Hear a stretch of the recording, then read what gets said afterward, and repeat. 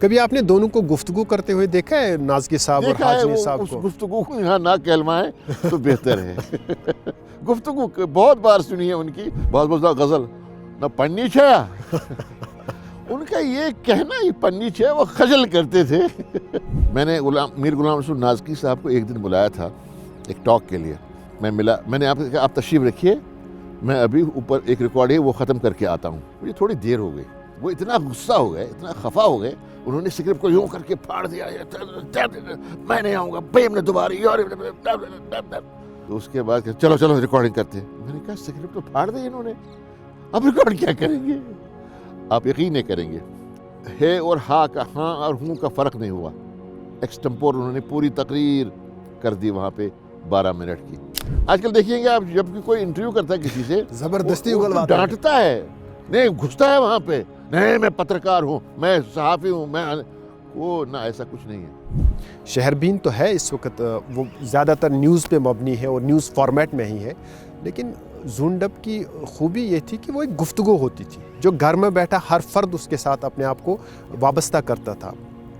آج ریکریٹ کرنا ہو تو بشیر عارف صاحب کیا کریں گے؟ میں نے جب میں یہاں پہ ایز ڈی ڈی جی لوٹ کے آیا تو میں نے اس کو ریکریٹ کرنے کی کوشش بھی کی، اور میں نے دیوا خانہ نام کا ایک سیریل شروع کیا۔ میرا یہ ماننا ہے، میرا عقیدہ ہے کہ شمیمہ دیر صاحبہ کے آنے سے کشمیری موسیقی میں جو خواتین کا رول ہے انہیں ریسپیکٹیبلٹی مل گئی۔ اور جب یہ مصرع آیا کاسمن کچھ زار بوجم زخمن کریم کچھ مرحم میں ہاشم چلیم ساری جانا، میری اماں نے ایسا کیا سر اور رونے لگی، اور آپ یہ دیکھ رہے ہیں؟ میں پیچھے سے دیکھ رہا ہوں۔ وہ زارو قطع رونے لگی کیونکہ میرے چھوٹے بھائی کی ڈیتھ ہوئی تھی۔ مجھے ایک دم سے میں نے اس کو کنیکٹ کیا، تو میں آیا تو میں نے کہا ماں کیوں رو رہی ہے؟ تو میں بھی آبدیدہ ہو گیا، کیوں رو رہی ہو؟ میں نے گلے لگایا، وہ روتی رہی۔ اس کو پتہ نہیں تھا کہ میں آ رہا ہوں، کہنے کہ کب آ گئے؟ میں نے کہا ابھی۔ تو میں بھی بڑا اس وقت یہ ہو گیا، ایموشنل ہو گیا۔ باہر اب آپ کو لگتا ہے کہ ریڈیو کشمیر وہی ریڈیو کشمیر اندر سے کھوکھلا ہو چکا ہے۔ آج کی گفتگو جس پس منظر میں ہو رہی ہے وہ ایک ادارہ ہے۔ اس ادارے کی خصوصیت یہ ہے کہ یہ بیک وقت سرکاری بھی ہے اور عوامی بھی، اور یہ ادارہ بہت پہلے یہاں کشمیر میں وجود پذیر ہوا ہے۔ اصل میں جب یہاں کی سیاست نے ایک بہت بڑی کروٹ لی 1948 میں یہ وجود پذیر ہوا، اور اس ادارے کے بارے میں یہ کہنا بھیجا نہ ہوگا کہ اس کے ساتھ عوام کے مختلف طبقات مختلف حالتوں میں مختلف صورتوں میں منسلک رہے۔ عوام اور ریاست کا اس ادارے کے حوالے سے کیسا تعامل رہا، اس پر کیا کیا احوال واقع ہوئے، اس سلسلے میں 10 آرا ہو سکتی ہے اور اس میں ہم بات بھی کریں گے، لیکن یہ ایک امر واقعہ ہے کہ اس ادارے کے ساتھ یہاں کے سماج کا ایک قریبی رشتہ رہا ہے۔ اس نے زبان کو متاثر کیا، اس نے ادب اور دیگر فنون کو ترویج دے دی، اور اس نے یہاں کے سماج سے مختلف افراد کو لے کر کے انہیں شخصیات میں بدل دیا ہے۔ اور جن شخصیت کے ساتھ ہم گفتگو کرنے جا رہے ہیں، ان کی پوری زندگی اس ادارے میں گزری، اور یہ بھی کہا جا سکتا ہے کہ ایک حد تک وہ ادارے کی پہچان بن گئے اور ادارہ ان کی پہچان بن گیا۔ اور ایک اور دلچسپ بات، یہ گفتگو ہم جہاں کر رہے ہیں وہ اس ادارے سے بس کچھ گز کے فاصلے پر ہے، اور اگر یہ بات سچ ہے کہ دیواروں کے کان ہوتے ہیں تو ہمارا یقین ہے کہ یہ ہماری آواز ان کانوں تک آج پہنچ جائے گی۔ شریک گفتگو ان کا میں تعارف کرائے دیتا ہوں، ویسے وہ کسی تعارف کے محتاج نہیں ہے، بشیر عارف صاحب ہیں۔ بشیر عارف صاحب، آپ کا گریٹر کشمیر ٹی وی کے اس پروگرام میں خیر مقدم ہے۔ آغاز میں ہی بات کہوں کہ جہاں ہم یہ گفتگو کر رہے ہیں آپ کے لیے در محبوب ہے، آپ کے تاثرات؟ آپ نے مجھے اس مخمصے میں ڈالا کہ میں اس باغ کی تعریف کروں یا اس ادارے کی تعریف کروں جو میری نظروں کے سامنے بالکل سامنے ہے، وہ بلڈنگ ریڈیو کشمیر سری نگر، اب آل انڈیا ریڈیو کہا جاتا ہے اس کو۔ میں اس دن کو یاد کرتا ہوں، وہ دن تھا عید الاضحیٰ کا دوسرا دن، سن 63 یا 63، جب میں ٹہلتے جانا تو اگلے پارک میں تھا جسے شیر کشمیر پارک کہتے ہیں، وہاں پہ جھولے وغیرہ رہتے تھے، وہاں پہ جانا تھا، بچے جا رہے تھے۔ میں نے دیکھا کہ کچھ بچے اس ادارے کی گیٹ کے اندر گھس رہے ہیں، 64 تھا۔ میں بھی گھس گیا، میرے چچا زاد بھی تھے ساتھ میں، ہم گھس گئے۔ اور اندر بچے بیٹھے ہوئے تھے, 20-25 بچوں کا پروگرام ہو رہا تھا, تو میں نے بھی شرکت کی وہ دن, اور پھر پلٹ کے نہیں دیکھا.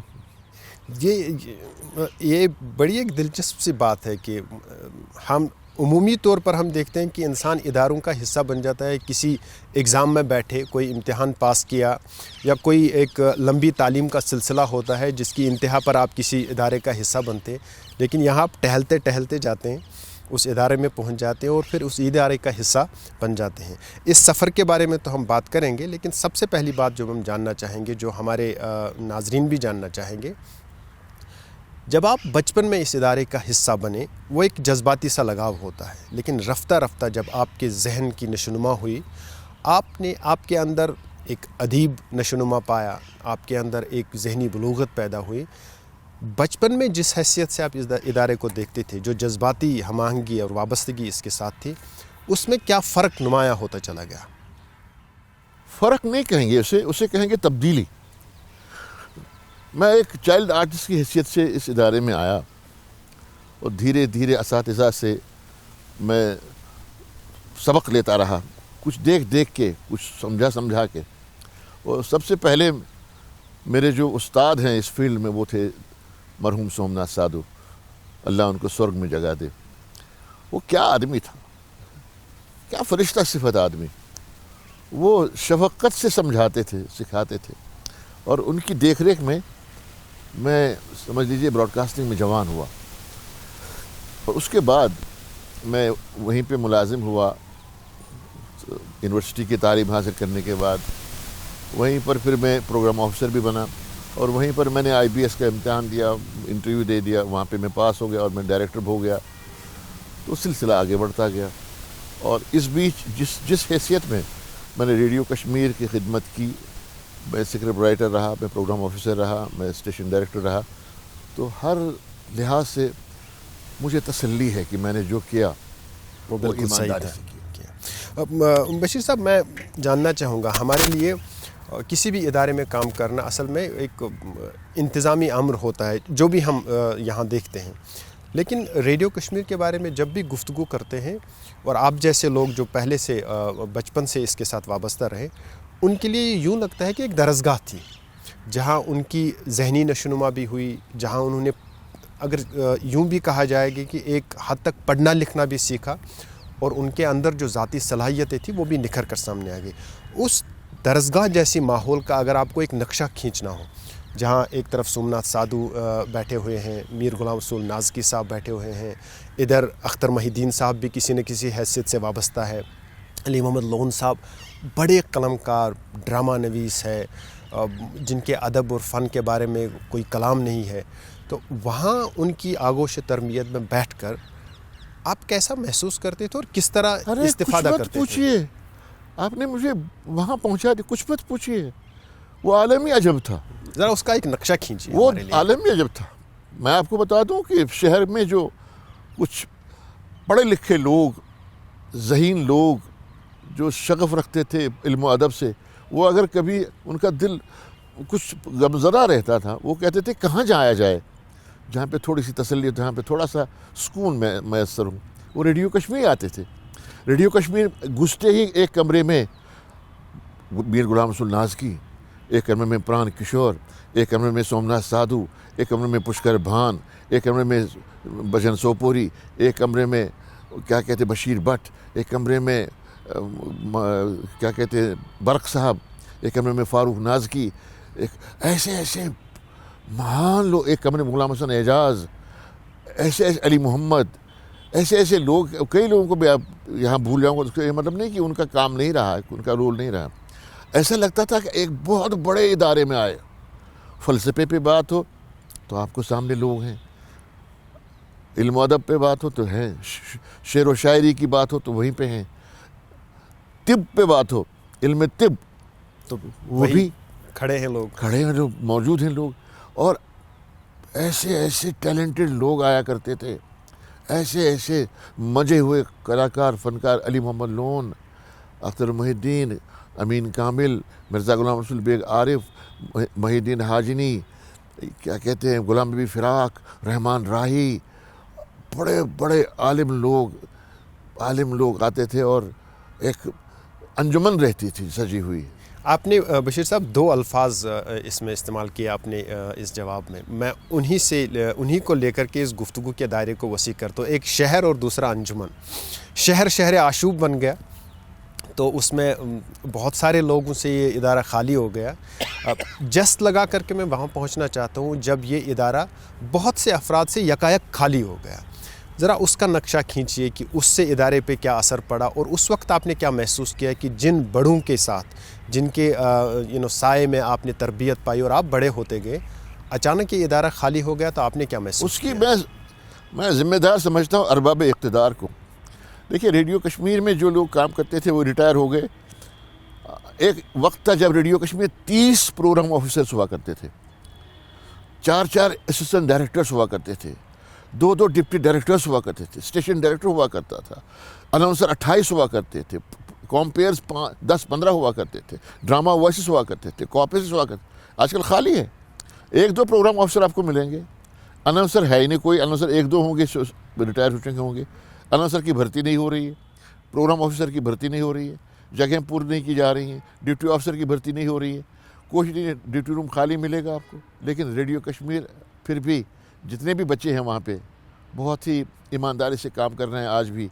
और बाहर आपको लगता है कि रेडियो कश्मीर वही रेडियो कश्मीर अंदर से खोखला हो चुका है. कोई स्टाफ की पोजीशन ऐसी नहीं है. हमारे वक्त में ये सजा महफिल सजी रहती थी. जिस कमरे में जाइए वहाँ पे आपको मिलेगा कि एक अंजुमन बैठी हुई है.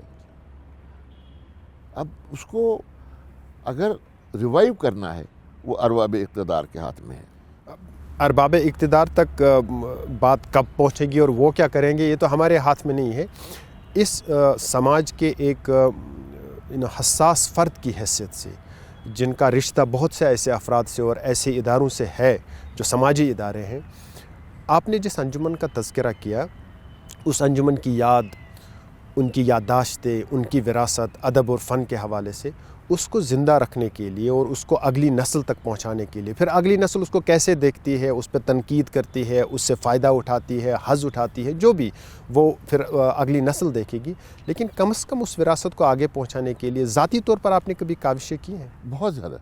जब मैं एज़ स्टेशन डायरेक्टर आया या एज़ डिप्टी डायरेक्टर जनरल आया, मुझे ईमानदारी से मैं कहूँगा कि मैंने बहुत हद तक नहीं, बहुत कोशिश की और मैं कामयाब भी रहा रेडियो कश्मीर को समेटने के लिए, उसको ठीक से रखने के लिए, उस पाए तक पहुंचाने के लिए जिस पाए तक मैं छोड़ के गया था. मैं कोई 30 बार खान नहीं हूँ कि मैंने ये किया सब कुछ. जो देख के मैं गया था कि रेडियो कश्मीर की लेवल कहाँ तक थी, मैंने कोशिश की कि मैं उस लेवल से, अगर उस लेवल तक नहीं, कम से कम उस लेवल से थोड़ी दूर तक मैं उसको ले जाऊँ. लेकिन अब मामलात ऐसे हैं कि मुझे बड़ी तकलीफ़ होती है. पहले हम एक लफ्ज़ को संवारते थे, एक जुमले को संवारते थे, एक ब्रॉडकास्ट को संवारते थे.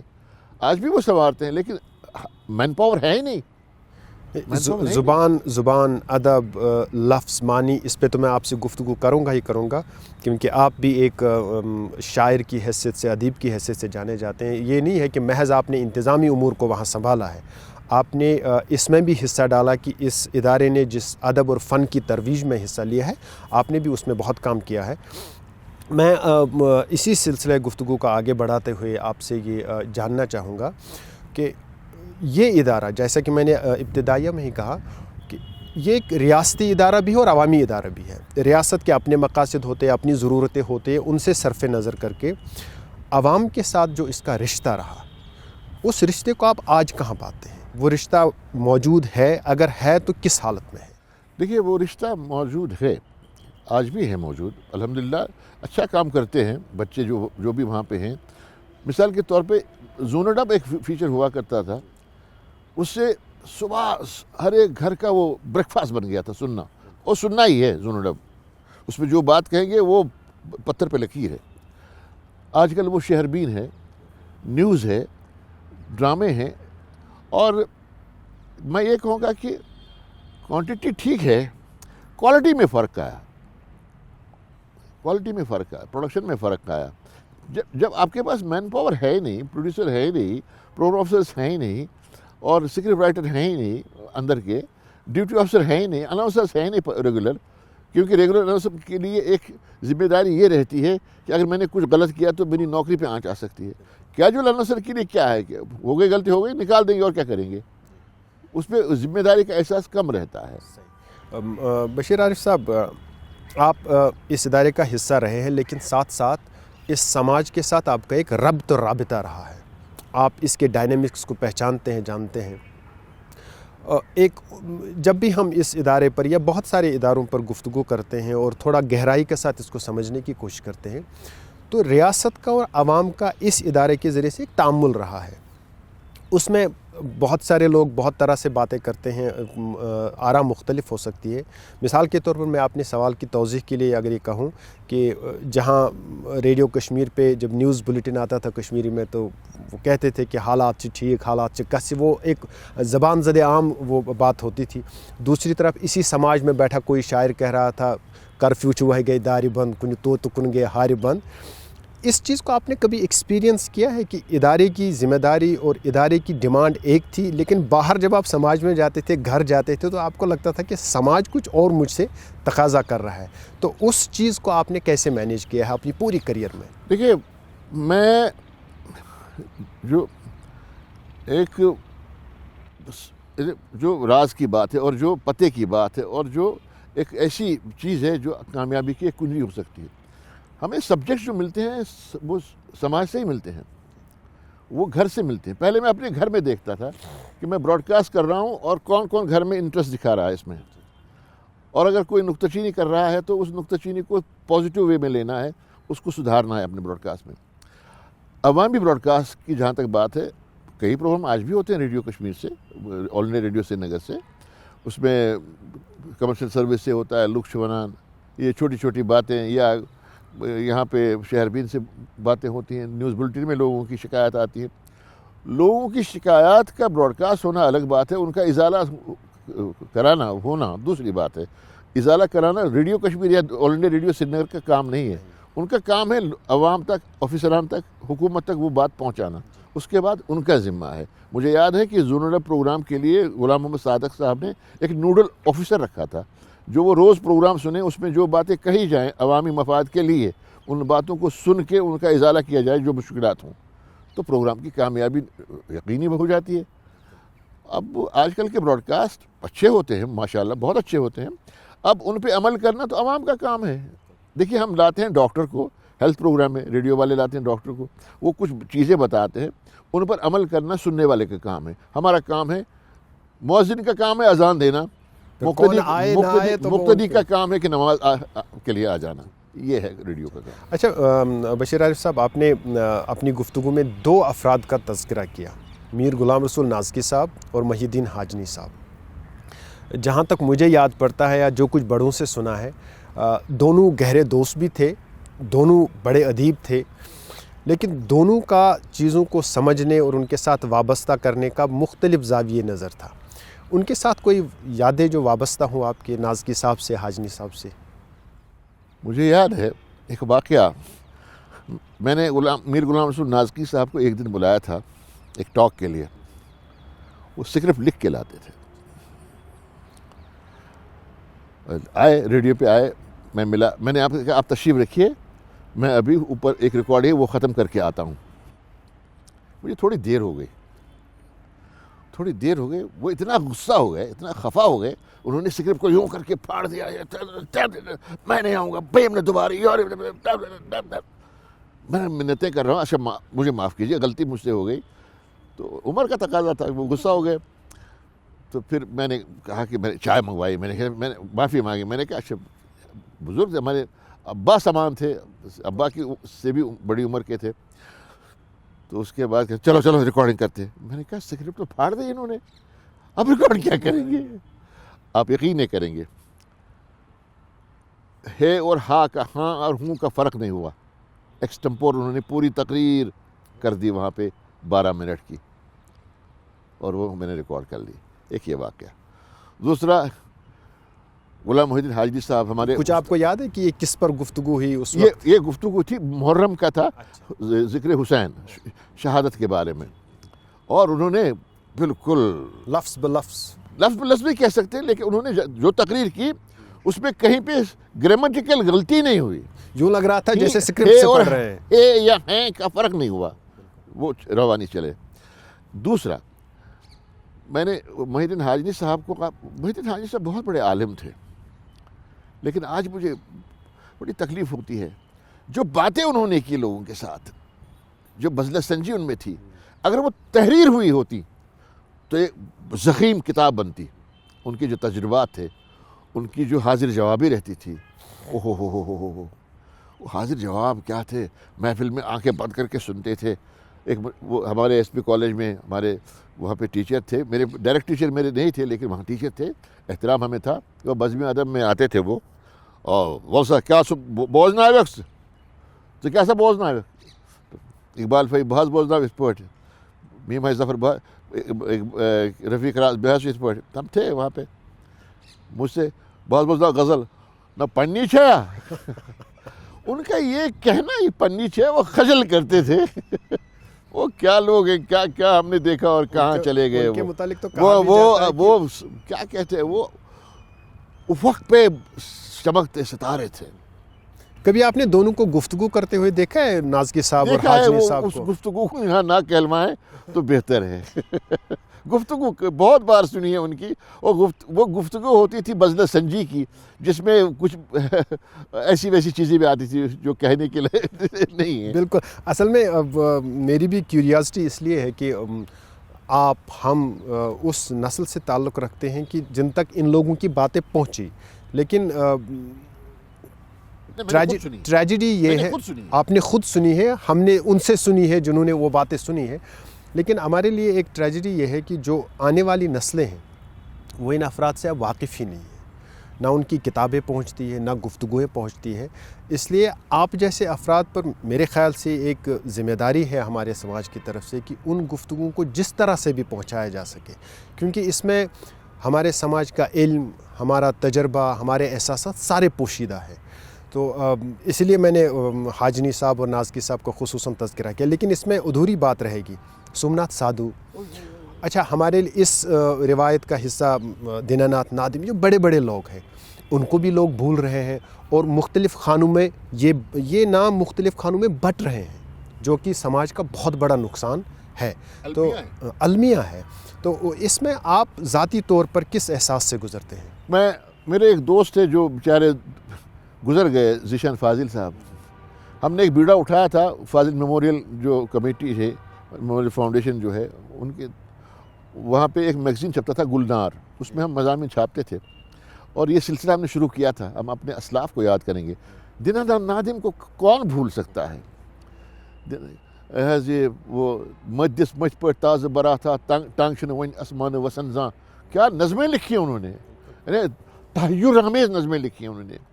محی الدین حاجنی، غلام نبی فراق، رحمان راہی، علی محمد لون کے ڈرامے، امین کامل کے ڈرامے، سومناتھ جوشی کے ڈرامے، ہری کرشن کول کی کہانیاں، ہیدے کول بھارتی کی کہانیاں، امیش کول کی کہانیاں، بنسی نردوش ایک انجمن تھے. کیا کہنے ان کے. فاروق نازکی جو حال ہی میں 1-2 سال پہلے یہاں وفات پا گئے، وہ از خود ایک انجمن تھے. ان کے پاس بیٹھنے کا شرف حاصل ہو تو سمجھ لیجئے کہ آپ کچھ نہ کچھ ضرور سیکھ کے نکلیں گے ان کی محفل سے.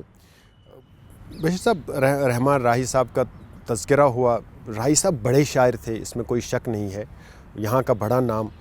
آپ نے ان کی شاعری ان سے براہ راست سنی بھی ہوگی، ان کے ساتھ کام بھی کیا ہوگا. ایک چیز جو دل میں کھٹکتی ہے اور جو سوال بار بار اٹھتا ہے کہ عوامی سطح پر وہ پذیرائی اس شاعر کو کیوں حاصل نہیں ہوئی جو ان کی شاعری پڑھ کر لگتا ہے کہ ہونی چاہیے تھی. ایسا ہے، آپ کو ایک بات بتاتا ہوں. ایک شاعر کی حیثیت سے ایک شاعر کی حیثیت سے وہ گیان پیٹھ تھے، وہ سب سے بڑا اعزاز ان کو ملا تھا لٹریچر میں، سب سے بڑا اعزاز. ہم نے بے قدری کی اپنے لوگوں کی، ہم نے اپنے لوگوں کی بے قدری کی. بے قدری اس حد تک کی کہ مجھے بڑی شرم آتی ہے کبھی کبھی. مجھے یاد ہے میں کرناٹک میں ایک اسٹیشن پہ ڈیوٹی پہ تھا گلبرگے میں. تو ایک مرتبہ وہاں پہ ایک لوگ آئے، کہنے لگے کہ ہمیں پھول خریدنے ہیں، پیسے چاہیے. کر دیا ہم نے سینکشن. اور وہ میں نے کہا کس کو آنکھ لے کے ہمارے ایک بہت بڑے فنکار کو آنا ہے, بہت بڑے آرٹسٹ شاعر کو آنا ہے. میں نے کہا شاعر ہمارے یہاں بھی بہت بڑے راہی صاحب ہیں, نادم صاحب ہیں. یہ اگلے دن بالکل چمکیلی کار اندر آ گئی, اس میں سے ایک آدمی اترا, اس کے بعد ایک آدمی اترا دھوتی میں, صاف شفاف, بالکل چمکتا ہوا نورانی چہرہ. میں نے کہا یہ کون ہے؟ کہنے لگے یہ کنڑ کے گیان پیٹھ ہیں, یہ کنڑا زبان کے گیان پیٹھ ہیں. میں نے کہا, دل میں سوچا کہ ہمارے یہاں بھی یہ گیان پیٹھ ہیں راہی صاحب, تو ان کی ہم بے قدری کرتے ہیں, ان کی ہم اتنی قدر نہیں کرتے ہیں. ہمیں آج بھی موقع ہے کہ ہم اپنے اسلاف کو یاد کریں. کل کو پھر ہم یہ نہیں کہہ پائیں گے اپنے اولاد سے کہ جس طرح سے فی الحال گورکھپوری کہتے ہیں, ہم وہاں ہیں جہاں اپنے سوا ایک بھی آدمی بہت ہیں میاں, یا ان کا دوسرا شعر, اے ہم اثرو آنے والی نسلیں تم پر فخر کریں گی جب تم ان سے یہ کہہ دو گے ہم نے فراق کو دیکھا ہے. میں یہ کہتا ہوں کہ اے ہمارا اثرو یہ واجد نسل کرم تہ پہ فخر, مے پہ فخر یل بہ تمن ون مے راہی صاحب وچمت, مے دینا ناتھ نادم وچمت, مے غلام نبی فراق وچمت, مے فاروق نازکی سۭتۍ کٲم کٔرمٕژ, سومناتھ سادھو سۭتۍ کٲم کٔرمٕژ, مے بھجن سوپورے سۭتۍ کٲم کٔرمٕژ. سنتو کا اتنا بڑا آرٹسٹ نہیں رہا. تو ہم نے ناقدری کی اپنے لوگوں کی. اچھا بشیر عارف صاحب, آپ خود شاعر رہے ہیں, ادب کا ذوق ہے, آپ نے جو بھی پروگرام بنائے اس میں ایک وقت لگتا تھا اس کو ترتیب دینے میں, اس کو تخلیق کرنے میں, پھر ایک عرصے تک وہ پروگرام چلتا تھا اور بہت دیر تک اس کی یادیں رہتی تھی. یہ ایک وقت تھا جب آپ بھی اپنے کام سے ایک لطف اندوز ہوتے تھے, اس سے لذت اٹھاتے تھے. آج کے زمانے میں جو یہ رفتار کا عالم ہے, بنانے والا کب اس کو بناتا ہے, دیکھنے والا کب دیکھتا ہے, سننے والا کب سنتا ہے, ہر ایک ہانپ کر یہ کام کر رہے ہیں. تو اس تبدیلی کو مطلب اس سے کتنا رنجیدہ ہوتے ہیں آپ؟ دیکھیے آج کل ایسا ہے, یہ موبائل نے وبا مچا دی. جس کے پاس موبائل آ گیا وہ صحافی بن گیا. موبائل اٹھایا, کر دیا, اور کسی کی پگڑی اچھال دی, کسی کا دستار اچھال دیا, کسی کے. ارے مجھے یہ حق ہی نہیں, اگر میں آپ سے سوال کروں میں کہوں گا کوئی نو رپلائی, نو کمنٹس. آپ کا حق نہیں بنتا ہے کہ آپ مجھے کہ نہیں بولو بولنا ہے. آج کل دیکھیے گا آپ جب کوئی انٹرویو کرتا ہے کسی سے, زبردستی ڈانٹتا ہے, نہیں گھستا ہے وہاں پہ, نہیں میں پترکار ہوں, میں صحافی ہوں, میں کو نہ, ایسا کچھ نہیں ہے. پترکار ہو, صحافی ہو, جرنلسٹ ہو, اس کے بھی اپنے قانون ہیں, اس کے بھی اپنی کچھ بندشیں ہیں. وہ کسی کی ذاتی زندگی میں اندر نہیں گھس سکتا, وہ کس نے اس کو حق دیا. دوسرا, اب جو ریڈیو کے پروگرام ترتیب دیے جاتے ہیں وہ وقت لیتے ہیں, لیکن اب آج کل کیا ہوا کہ یہ جو ٹیکنالوجی آ گئی, مثال کے طور پہ میں اگر ساؤنڈ ایفیکٹ تیار کرتا تھا, میں ساؤنڈ ایفیکٹ تیار کرتا تھا. آج کل اب آپ کو الیکٹرانک گیجٹس ایسے ہیں بنا بنایا ملے گا. اگر میں بے سرا گا رہا ہوں, کوئی فائن ٹیونر ہے, آٹو ٹیونر ہے, وہ آپ کا وہ بھی ٹھیک کرے گا. پہلے ایک گانا 7 منٹ کا, وہ 7 منٹ میں ایک ہی وقت میں ون گو میں ریکارڈ کرنا ہے. آج کل آپ ایک لائن ریکارڈ کر کے گانا بنا سکتے ہیں ٹریک پہ. تو یہ جو ٹیکنالوجی آ گئی, ٹیکنالوجی سے آسانی ہو گئی, لیکن کوالٹی میں فرق آ گیا, کوالٹی خراب ہو گئی. اب ستار ہے, ستار اس میں بھی ہے الیکٹرانک اس میں, لیکن ستار جو ستار اصلی ہے وہ اس کی بات کچھ اور تھی, بات اور ہے. گفتگو ہماری نامکمل رہے گی اگر زون ڈب کا تذکرہ نہ کیا جائے. زون ڈب ایک ایسا پروگرام تھا کہ جو بھی اس دور میں چاہے بچے تھے بڑے تھے, ان کی زندگی کا بھی ایک حصہ بن گیا, ان کی یاد کا, ان کی یادداشت کا حصہ بن گیا ہے.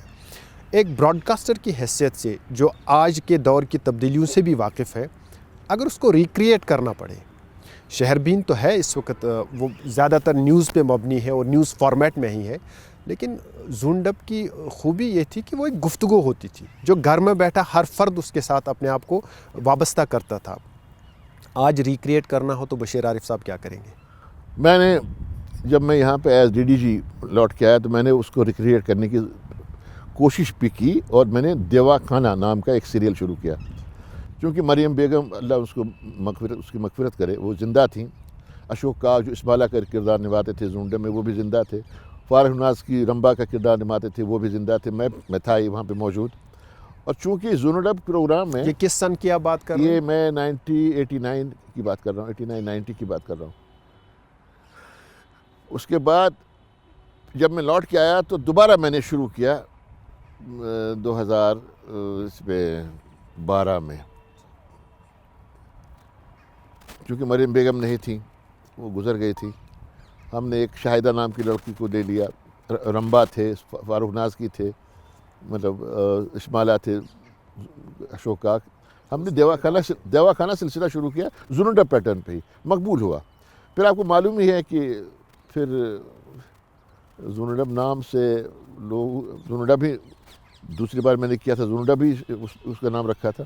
لیکن پھر وہ چلا اس لیے نہیں کہ کردار کے ساتھ جو ایک اٹیچمنٹ تھا لوگوں کا، وہ مریم بیگم کے ساتھ تھا، وہ آغا صاحب سمنا سادو کے ساتھ تھا. ہم تو تھے وہاں پہ موجود، فاروق نازکی صاحب، میں، اشوکا، لیکن وہ پذیرائی نہیں ملی.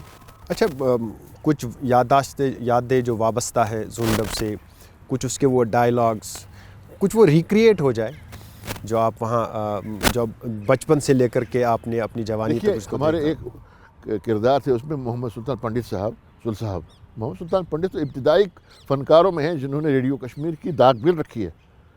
اس کے بعد دیہاتی پروگرام میں ہمارے سرکردہ براڈ کاسٹر عبدالرحمن بٹ صاحب تھے، شریف الدین صاحب تھے، حبیب اللہ زرگر صاحب تھے، ایس کے بان صاحب تھے، محمد عبداللہ صاحب تھے، اور کئی لوگ تھے. اما وزیر تھیں ایک، اما دھر تھیں ایک، راج بیگم، نسیم اختر، ایسی چیزیں. اور جہاں تک آپ مجھے کہتے ہیں زونوڈب کا وہ ریکریٹ کیا جائے وہ ڈائلاگ، جس طرح سے کچھ ڈائلاگ اس کردار کی آواز میں یہ جچتے تھے. جیسا کہ اگر آج بھی آپ یہ ڈائلاگ سنیں، کنیز ذل الہی کو اپنا خون معاف کر دیتی ہے، آپ کے ذہن میں ایک دم سے مغل اعظم آ جاتے ہیں.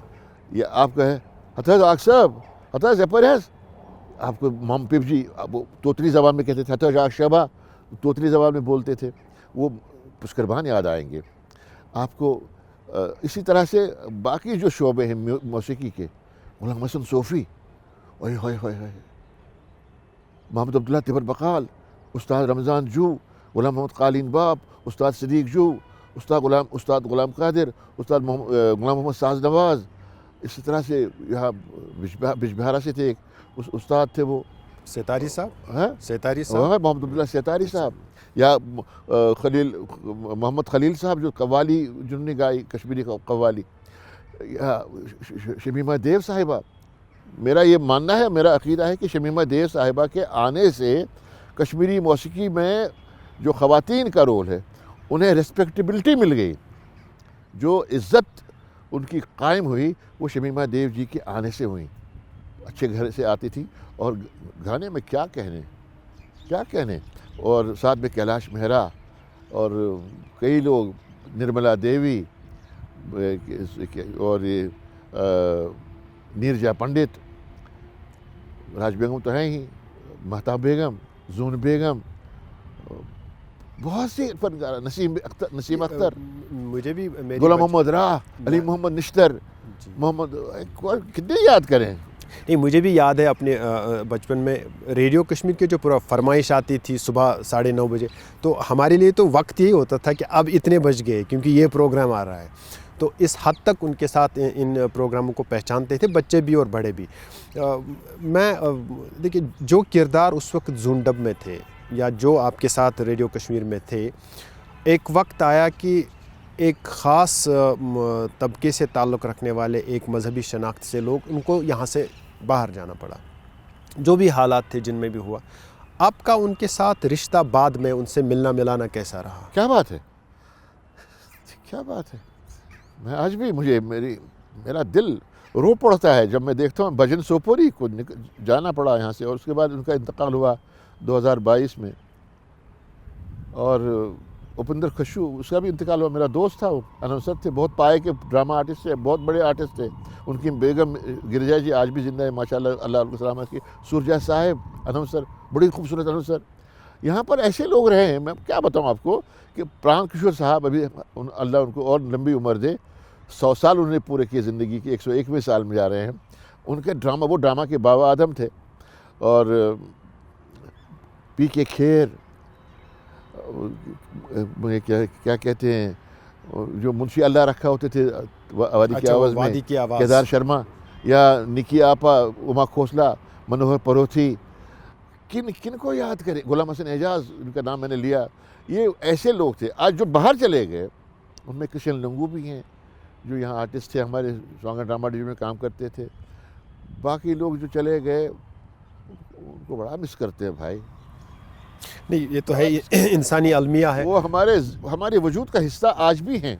انسانی رشتے ہیں، کہاں جا سکتے ہیں. اچھا، ادارے کی سطح پر ریڈیو کشمیر نے یہ کوئی سنجیدہ کوشش کی کہ جو آرکائیوز اس کے ہیں، مثال کے طور پر یہی زون ڈب ہے، ان کی ریکارڈنگز محفوظ ہوں؟ بہت سی چیزیں آرکائیوز میں ہیں. شکر ہے اللہ کا کہ جب یہ سیلاب آیا تھا، یہ جو آرکائیوز کی لائبریری تھی یہ اوپر والی منزل میں تھی. اگر یہ نچلی منزل میں ہوتی تو سارا آرکائیوز ختم ہو چکا ہوتا. لیکن یہ اللہ کا شکر ہے، وہاں کچھ جو کتابیں ہیں وہ کتابوں کی لائبریری نیچے تھی جو سیلاب کی زد میں آ گئی. اوپر جو ٹیپس وغیرہ جو باقی ریکارڈڈ مٹیریل تھا وہ اوپر کی منزل میں تھا، اور بہت 99% وہ سیف ہوا. یہ کوشش کیوں نہیں ہو رہی ہے کہ وہ جو اب آج کل کے ڈیجیٹل پلیٹ فارمز ہیں ان پہ وہ آہستہ آہستہ سارا کچھ آ جائے تاکہ وہ لوگوں کے پاس بھی محفوظ ڈیجیٹائز رہے؟ کیا گیا ہے. اچھا، اس کو وہاں پہ ڈپارٹمنٹ نے ڈیجیٹائز کیا ہے. اب ان کی کیا منشا ہے کہ وہ اس کو ڈیجیٹائز کر کے پلیٹ فارم پہ لائیں، لیکن ریڈیو سے وہ براڈ کاسٹ ہوتے ہیں. آرکائیوز کے پروگرامز ریڈیو سے براڈ کاسٹ ہوتے ہیں، کیونکہ اس طرح عام لوگ جب چاہیں وہ ان سے استفادہ کر سکتے ہیں، فرمائش وہ سن سکتے ہیں. اچھا بشیر عارف صاحب، آپ نے شاعری کی، آپ کی نعتیں مقبول عام ہوئی، شاعری کا شغف کیسے ہوا؟ شاعری کا شغف مجھے یوں سمجھ لیجئے کہ ہمارے گھر میں وہ ہمارے ابا کے چچا غلام نبی صاحب، اللہ ان کی مغفرت کرے، ہم ابا کی مغفرت کرے، ہمارے گھر میں پڑھنے لکھنے کا ماحول تھا بہت زیادہ. اور صبح سویرے اٹھ کے نماز پڑھ کے اوراد فتحہ کا، نعتیں سنانے کا، اور شاعری کا شوق مجھے ہوا ریڈیو میں جانے پر. میں نے پہلی نظم جو لکھی ہے وہ 8ویں جماعت میں لکھی ہے، جو آبشار میگزین ہوتا تھا اس کا سکول کا، اس پہ چھپی تھی.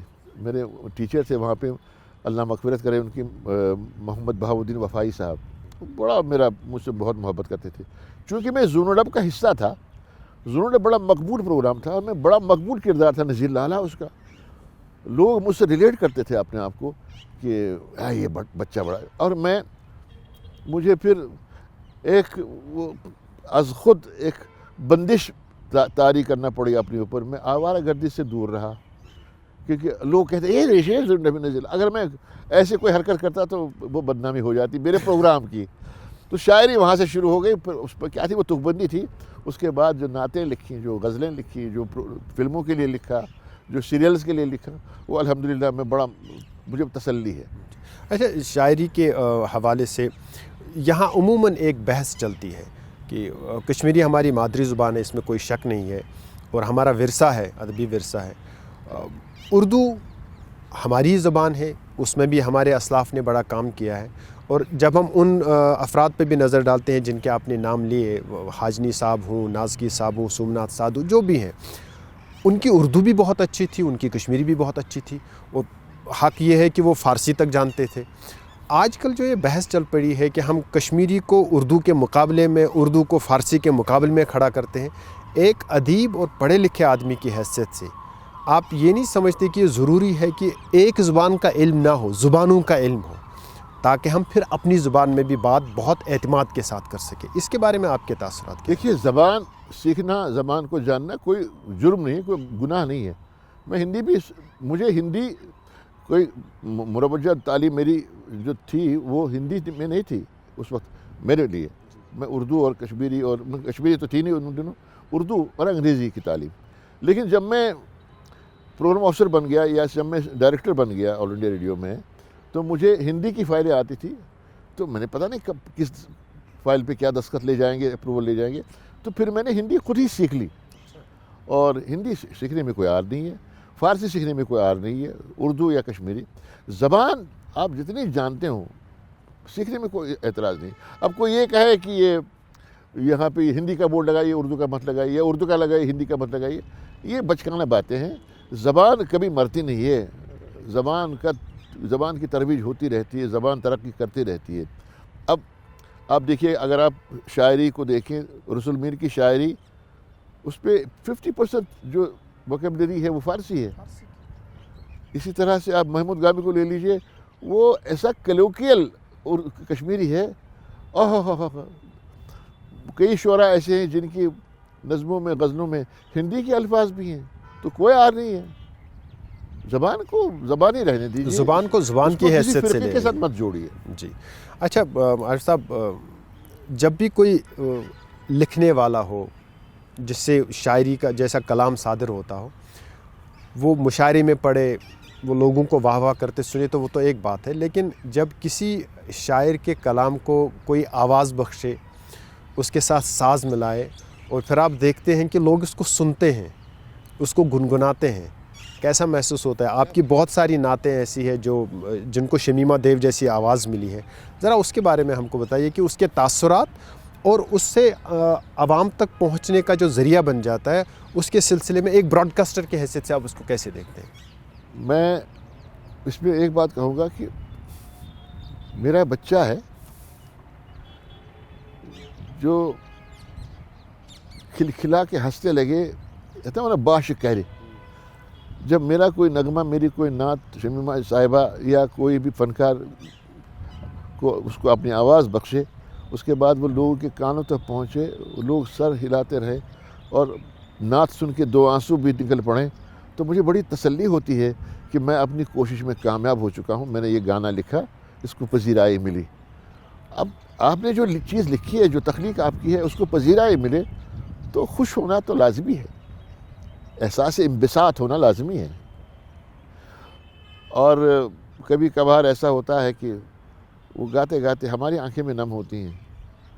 مجھے یاد ہے کہ میں کئی بار اپنے کچھ نغمے سن کے بڑا آبدیدہ ہو گیا۔ میرا ایک نغمہ ہے، حسن بالی علی جانان زری، مجھے وہ مصرع استعمال کیا ہے، اور اس میں ایک شعر ہے، کسبن کس زار بوجم زخمن کریم کس مرہم، کسبن کس زار بوجم زخمن کریم کس مرہم، مےٚ چھِم ژٔلمٕتۍ سٲری جانان زاری بوجم۔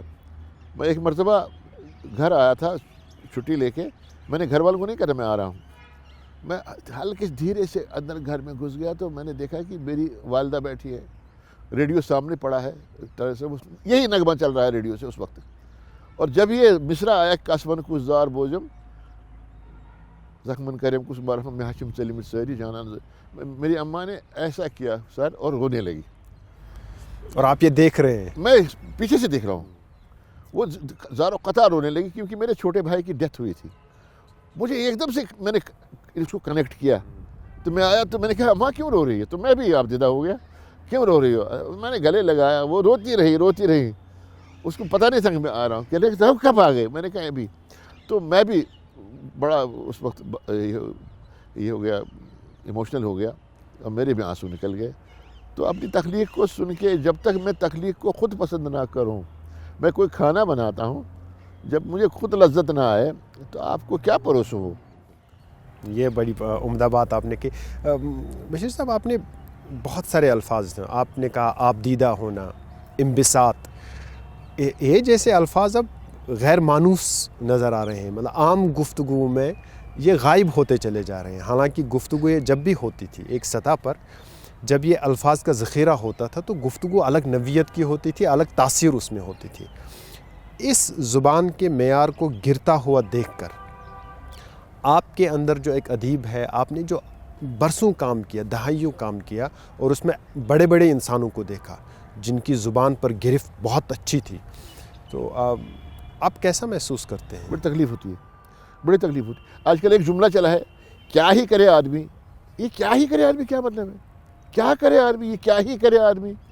یہ اصل میں کیا ہے کہ یہ جو فلموں کا اثر پڑا نا ہمارے نوجوانوں پہ خاص طور سے، وہ زبان کو بگاڑ رہے ہیں۔ دوسرا، اگر آپ کشمیری ہیں، کشمیری بولیے, اردو آپ کو آئے گی, اردو بھی آئے گی, ہندی بھی آئے گی, انگریزی بھی آئے گی. آپ شروع ہی کرتے ہیں اردو سے, اور آپ کو لگتا ہے کہ بچوں کے ساتھ اردو میں بات کرنے میں کچھ آپ کو لگے کہ ایلیٹ کلاس کے ہیں. ایسا نہیں ہے. پھر یو پی میں جھگی جھونپڑی میں رہنے والے وہ اتنی شستہ اور شائستہ اردو بولتے ہیں کہ شرم آتی ہے ہمیں ان کے سامنے اردو میں بات کرتے ہوئے. اتنا شین قاف کا وہ خیال رکھتے ہیں.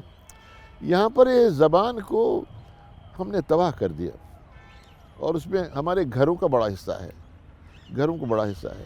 ہماری جو ادبی انجمنیں ہیں جن کا آپ بھی حصہ ہے, وہ اس سلسلے میں کیا کام کرتی ہے کہ کم سے کم ایک پڑھے لکھے طبقے میں زبان کے بارے میں ایک حساسیت پیدا ہو, چاہے وہ انگریزی زبان ہو, اردو زبان ہو یا کشمیری زبان ہو, لیکن زبان کا ایک معیار ہوتا ہے, الفاظ کے معنی ہوتے ہیں اور یہ کہاں استعمال کرنا ہے, کس طرح ادبی استعمال انجمن کے بارے کرنا میں یہ ہوتا ہے. کہوں گا, میں کوئی معاف کریں گے مجھے یہ کہنے میں, ادبی انجمنیں اپنی ذاتی منفعت دیکھتی ہیں, زبان کا کسی کو خیال نہیں ہے. وہ بس کتابیں چھپواؤ اور کوئی یہ بغیر دیکھے. لیکن مجھے لگتا ہے کہ میں نے آج تک 20 کتابیں چھاپی ہوتی ہیں اپنی, لیکن میں ڈرتا ہوں کہ میں عوام کے سامنے کیا پیش کروں. میری کہانیاں اتنی ہیں کہ میں, اور میں نے 11 کہانیاں چنی فی الحال کہ میں اپنے 11 کہانیاں عوام تک پہنچا دوں. چھوٹا سا مجموعہ ہے کہ اتنا بڑا ذکی مجموعہ نہیں ہے. 11 کہانیاں اب عوام کو پسند آ گئی تو اور آگے اور چھاپے گی اور دے دیں گے ان کو پڑھنے کے لیے. یہ جو ہم نے معیار, ادبی انجمنیں بہت کام کر سکتی ہیں, کرتی بھی ہیں, اس میں کوئی شک نہیں ہے, یہ نہیں کہیں گے کہ نہیں کرتی ہیں, لیکن فعال ہونے کی ضرورت ہے, پرو ایکٹیو ہونے کی ضرورت ہے. بشیر صاحب, گفتگو کو سمیٹتے ہوئے کوئی ایسی چیز جو رہ گئی ہو, آپ نے کرنا چاہا, وقت نہیں ملا, حالات کچھ ایسے ہوئے اور آپ کا ادارہ ریڈیو کشمیر آپ سے پھر کہہ رہا ہے کہ آپ ذرا آئیے اور وہ کام جو رہ گیا ہے وہ کیجیے, کون سا کام ہوگا؟ میں ریڈیو کشمیر کو پہلے کی طرح 70 کا ریڈیو کشمیر دیکھنا چاہتا ہوں, پیچھے لے جانا چاہتا ہوں. یہ نہیں کہ سہولتیں ایسی رہیں, اگر ایسی سہولتیں 75 میں ہوتی, ریڈیو کشمیر کہیں کا کہیں ہوتا. لیکن میں چاہتا ہوں کہ اس کو ریل پہ لانے کی ضرورت ہے, پٹری پہ لانے کی ضرورت ہے. اور میں یہی خواہش ہے کہ ادارے کو, اس ادارے سے بڑی محبت کرتا ہوں کیونکہ اس ادارے کی گلیوں میں میرا بچپن گزرا ہے. بشیر صاحب, آپ کا بہت بہت شکریہ, آپ نے ہم تک معلومات پہنچائی جو اگلی نسل تک پہنچے گی, اپنے تاثرات ہمارے ساتھ بانٹے. آپ کی زبان, آپ کے الفاظ, اس سے ہماری بھی کچھ یادیں وابستہ ہیں, تو بہت اچھا لگا. آپ کا بہت بہت شکریہ. آپ کا بھی بہت بہت شکریہ, آپ نے ہمیں موقع دیا اور مجھے اس لائق سمجھا. بہت بہت شکریہ.